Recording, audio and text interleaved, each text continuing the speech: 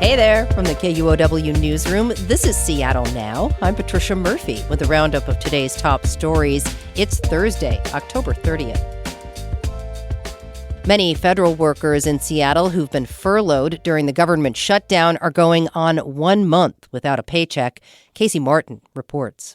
Wanjiro Mwasi started working at the Equal Employment Opportunity Commission 2 years ago, right out of college. She thought she had landed her dream job. Now, she's one of thousands of federal workers who's been furloughed without pay since October 1st. It's not looking great. It's not looking great, so I think I'm definitely buckling down for the long run, but how long is long? Mwasi was at a resource fair today in Seattle for federal workers to get help with unemployment and food. Also there was a 30-year HUD employee who didn't feel comfortable sharing her name out of concern of retaliation. I am very much living on the edge of financial security, and I never thought I would be in this position. Things are really tight, and I'm struggling. Other people at the fair work at the VA, where they're required to keep working without pay. Casey Martin, KUOW News. A civil trial over the shooting death of a 16-year-old at the Capitol Hill occupied protest in 2020 has been pushed back a month. The father of Antonio Mays Jr. says he sued the city of Seattle to learn more information about his son's death. According to the Seattle Times, the trial will determine whether the city was negligent in how it responded to the teen's murder. The civil trial was supposed to begin on Monday. No criminal charges have ever been filed.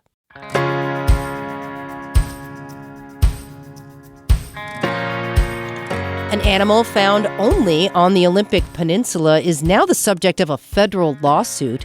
Environmentalists are suing the Trump administration to protect the Olympic marmot as an endangered species. John Ryan has more on that story. Marmots are house cat-sized rodents. They're sometimes called whistle pigs. Here's one whistling at Hurricane Ridge in Olympic National Park, recorded by sound engineer Jeff Rice. The park's mountain meadows are home to about 3,000 Olympic marmots. A warming climate is shrinking those meadows and making it easier for coyotes to reach marmot country as it gets less snowy each year. The nonprofit Center for Biological Diversity is suing the Interior Department after the agency failed to issue a ruling on the marmot's need for federal protection. An Interior spokesperson says the agency does not comment on ongoing litigation. John Ryan, KUOW News. As Western Washington prepares for another atmospheric river this weekend, Seattle Public Utilities is trying to get ahead of cleanup efforts. The utility is offering free extra yard waste pickup for customers during November. It's an effort to keep the streets leaf-free and prevent flooding. Starting November 1st, customers can put out an extra 10 bags of leaves and branches for collection. SPU is asking customers to place leaves in paper or compostable lawn bags or in reusable containers with a lid.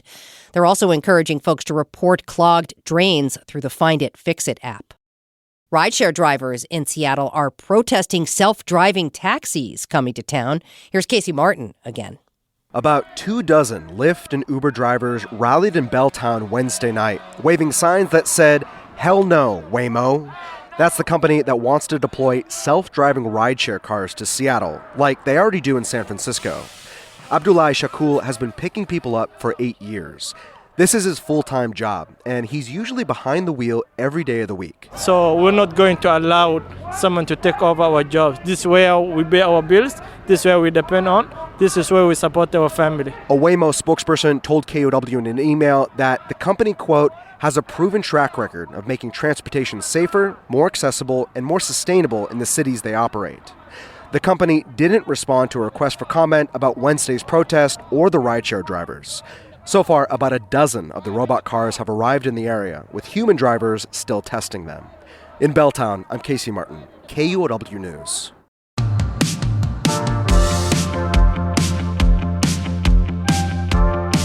Funding for some Head Start early learning programs will expire in Washington state starting Saturday.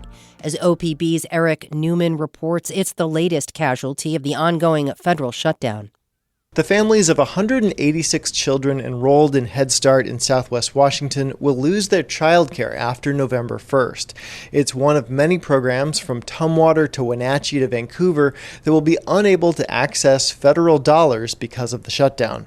Rika Strong is the CEO of Educational Opportunities for Children and Families. The Vancouver nonprofit provides Head Start programs in Southwest Washington. In some of the more rural outlining areas like Long Beach, Battleground, we're the only game in town. They are early learning deserts, they're childcare deserts, and they're also social service deserts. Oregon's Head Start programs will fare better because of state funding that will bridge any budget gap for the next 60 days. I'm Eric Newman reporting. A Seattle arts nonprofit says it was stunned by a record-breaking $5 million donation announced this week. The group on the boards has been operating for nearly 50 years, but they say they've never received a gift like this one. Sherry Banky is a longtime patron of the arts. Her gift is in honor of her late husband, who served on the arts organization's board for 3 decades. The money will have no strings attached, and it comes as federal grants to arts organizations are being slashed. On the boards says the gift will help it weather post-pandemic challenges and shore up the organization's reserves for the next 50 years. On the boards showcases contemporary dance, theater, and performance works. Now our feature story today. Federal lawmakers are currently facing off over extending health subsidies that drive down the cost of Affordable Care Act insurance. Some tax credits are set to expire at the end of the year, and without them, tens of thousands of people in Washington state could lose their health insurance. But as KNKX's Mitch Borden reports, some people may still qualify for financial help on Washington's Health Plan Finder. On a recent sunny afternoon, I stopped by Rebecca Staffel's house. Hello, Mitch. How's it going? Good. Come on in. Thank you. She's 57 and a freelance consultant that works in marketing and documentary production. Staffel and her retired husband rely on Affordable Care Act insurance to cover their medical expenses. But with some subsidies set to expire, she's bracing for prices to surge. In theory, we could be going from paying $400 a month this year to almost $2,200 a month next year. When we spoke, Staffel was convinced she wouldn't receive any insurance subsidies, so she was considering abandoning her consulting business to find a job with health insurance, even if it's just working at a coffee shop. It seems absurd that I would go work 30 hours a week as a barista for a low rate and then not be able to make the money that I can make as a consultant just so that I can afford this health insurance. Another option is to risk it. Staffel says she and her husband are healthy, they exercise, and don't need to go to the doctor very often. So maybe they could get by without insurance. Obviously, if something terrible happens, that could be bankruptcy. Staffel isn't the only person that may have to think about going without coverage. Washington health officials estimate that around 80,000 people will drop their health insurance because it'll be too expensive without the ACA tax credits. Washington State Insurance Commissioner Patty Kuderer says this could eventually drive up insurance prices across the board. It's typically going to be the stronger, healthier people that decide that they can afford to go without health care. So you're going to have a sicker risk pool overall, and that means increased utilization, which will cause an increase in premiums. Currently, insurance brokers are preparing ahead of the new year to help customers find health plans they can afford and that suit their needs. Gary Franke is with Heffernan Insurance Brokers and specializes in ACA plans. He says some households will still qualify for affordable insurance. A lot of people think there's going to be no financial aid, and that's simply not true. Franke says the expiring subsidies really help the middle class. Whether someone receives insurance subsidies depends on how much money they make and the size of their family. Now income limits will be lower, and he says people will have to be careful not to go above them. So if somebody makes above a certain level, they're not going to get any tax credits. For example, household of 1 is $62,000, household of 2 is $84,000, and if you have a household of 5, it's $150,000. Those are rough estimates, but the Washington Health Plan Finder has a tool to help people shop for 2026 insurance plans, which factors in the expiring tax credits and estimates their cost.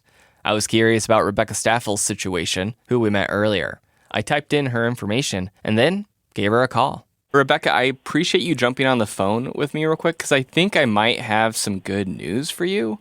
Okay. Staffel assumed that she wouldn't receive any ACA subsidies, but since she expects to make less than $84,000 next year, she still qualifies.